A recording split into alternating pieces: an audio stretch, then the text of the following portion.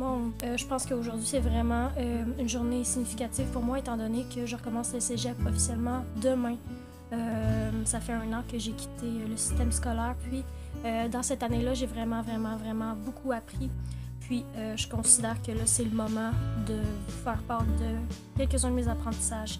Je pense que c'est une journée qui va vraiment être marquée dans ma tête, étant donné que c'est une journée où j'ai décidé que je passais à l'action au lieu de simplement avoir des doutes. Donc à partir du moment où on est assis sur une chaise à l'école, j'ai l'impression que ce qui nous reste à faire du restant de notre vie, c'est de s'asseoir, de fermer sa gueule, puis de faire de l'argent pour mettre dans les poches des plus riches.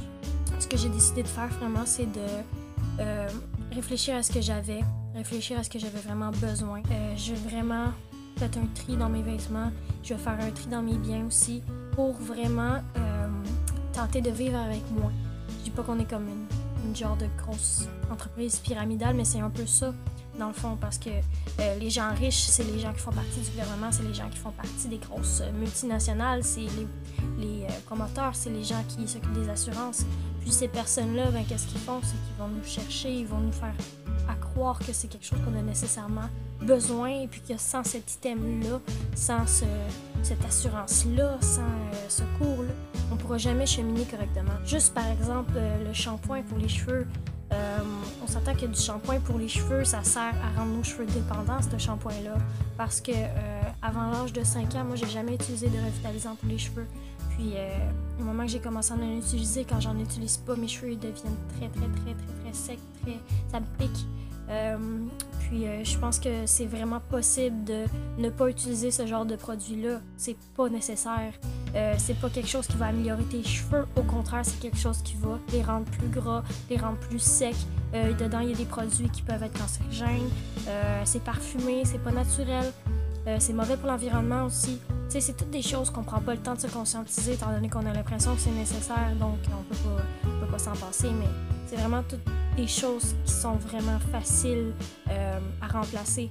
Le déodorant, c'est rempli d'agents de conservation, c'est rempli de colorants, c'est rempli de produits parfumés, de trucs qui donnent des chances d'avoir des cellules cancéreuses, mais le meilleur déodorant possible qui va tenir beaucoup plus que ce qu'on peut retrouver en magasin, c'est le bicarbonate de soude.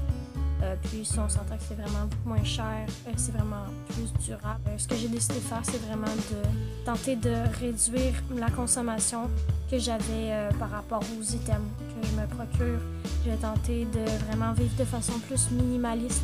On verra bien ce que ça donne, mais c'est aujourd'hui que je commence la simplicité volontaire. Puis j'ai toujours vu ça comme quelque chose de bas. Je veux dire, j'ai l'impression, en entendant le mot simplicité volontaire, que c'est quelque chose qu'on a, même si c'est volontaire, j'ai l'impression que c'est quelque chose quand on est confiné à vivre avec vraiment peu parce qu'on n'a pas d'argent, parce qu'on n'a pas réussi dans la vie, mais au fait, c'est vraiment pas ça. Les gens qui ont beaucoup d'argent, généralement, c'est des gens qui travaillent beaucoup, qui ont moins de temps pour eux, qui ont moins de temps pour procéder à leur passion. Je pense que vraiment, ce qu'on nous enseigne, c'est des choses qui servent à ce que la société ait un niveau d'intelligence, je dirais, de plus en plus haut pour qu'on soit mieux vu, pour qu'on puisse rapporter à l'État plus d'argent.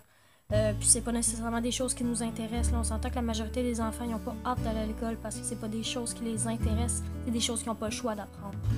Donc c'est vraiment quelque chose que je vais essayer d'améliorer pour moi-même. Je vais vraiment essayer de me concentrer plus sur ce que j'aime et sur ce que je suis capable de faire au lieu de ce que je n'ai pas le choix théoriquement de faire. Acheter des vêtements dans les friperies, aller au magasin économique à la place d'aller dans les grosses épiceries qui vendent des choses beaucoup trop chères, acheter des marques génériques à la place des marques populaires. Tentez pas nécessairement de chercher la qualité dans les choses qui se vendent plus cher parce que c'est pas tout le temps le cas. Il y en a des choses qui sont facilement accessibles mais qu'on n'a pas conscience étant donné qu'on est aveuglé par le fait que la richesse et le pouvoir et la richesse et d'avoir beaucoup d'argent. Mais en fait, la richesse, c'est vraiment pas ça. La richesse, c'est juste d'être heureux puis c'est juste d'avoir le maximum de ce qu'on est capable de faire. Puis de pas nécessairement tenter d'être meilleur que quelqu'un d'autre, mais juste tenter d'être meilleur pour les autres et d'être meilleur pour soi.